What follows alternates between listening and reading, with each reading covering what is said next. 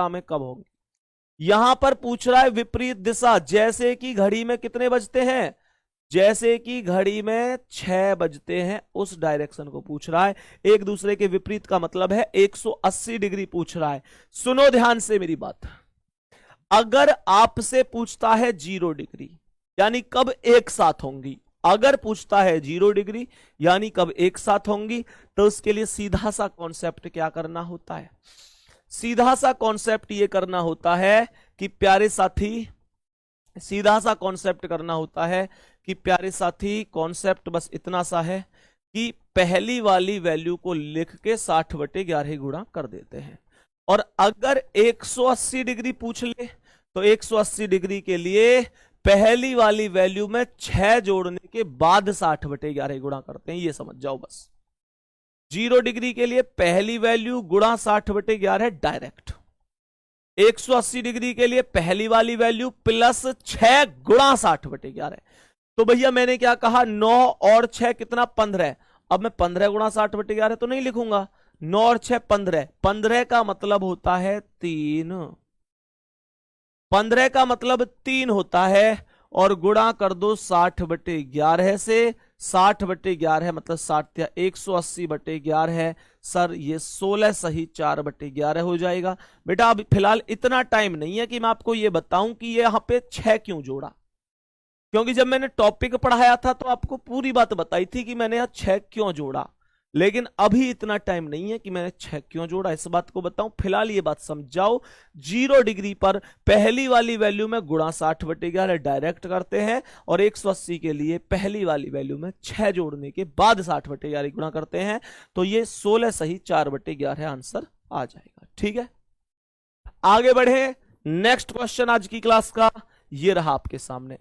दर्पण में देखी गई घड़ी 3:15 बजे का समय दिखाती है, घड़ी में सही समय क्या है। भैया दर्पण प्रतिबिंब का क्वेश्चन है, दर्पण प्रतिबिंब का क्वेश्चन है। हमेशा एक चीज ध्यान रखना, हमेशा एक बात ध्यान रखो, 11:60 में से घटा दो। अगर दर्पण प्रतिबिंब का कोई भी क्वेश्चन है तो 11:60 में से घटा दो, आपका आंसर आ जाएगा। सही है, 11:60 में से कितना घटाना है, 3:15 बजे का मतलब होता है 3:15 घटा दो भैया, 3:15 यही तो हो रहा है, 3:15 घटा दो, 60 में से 15 गए तो 45, 11 में से 3 गए तो 8 हो जाएगा, 8:45 आंसर हो जाएगा, मतलब ऑप्शन नंबर बी। ठीक है प्यारे साथी, ये रहा आज का सवाल नंबर 250 आपके सामने। सवाल नंबर 250 पे आ चुके हैं हम, देख रहे हैं आप लोग रफ्तार। सवाल नंबर 250, बताओ भाई, बताओ इसका आंसर।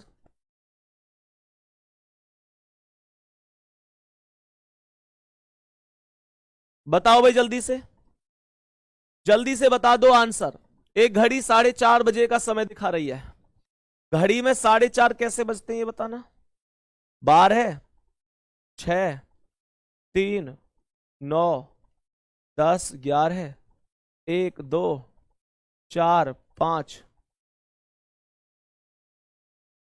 7, 8, 4:30 का समय दिखा रही है, तो 4:30 कैसे, 4 और 5 के बीच में एक सुई, और एक सुई सीधी 6 पर, यही तो 4:30 होते हैं। मिनट वाली कौन सी है, 6 वाली, और घंटे वाली 4 और 5 के बीच में।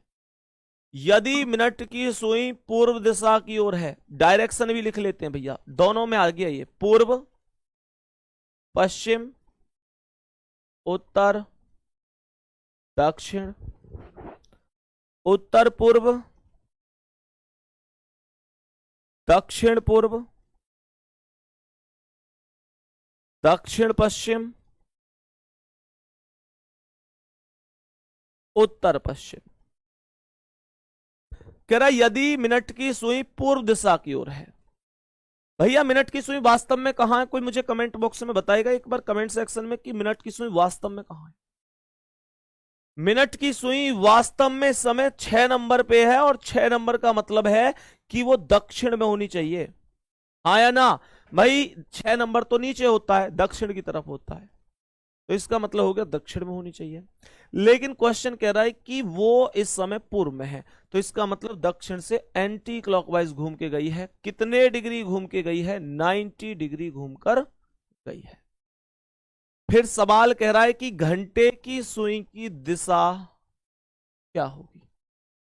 घंटे की सुई की दिशा, घंटे की सुई कहां इस समय? 4-5 के बीच में है, इसका मतलब दक्षिण पूर्व में है। तो दक्षिण पूर्व से भी मैं एंटी क्लॉकवाइज 90 डिग्री घुमा दूंगा, 45 90 कहां पहुंच जाऊंगा? मैं उत्तर पूर्व में पहुंच जाऊंगा। जवाब आ जाएगा सी ऑप्शन। कोई दिक्कत किसी को इस बात में? देखो बी बता रहे हैं। बी क्यों बता रहे हो भाई? बी क्यों बता रहे हो? दक्षिण पश्चिम में क्यों बता रहे हो?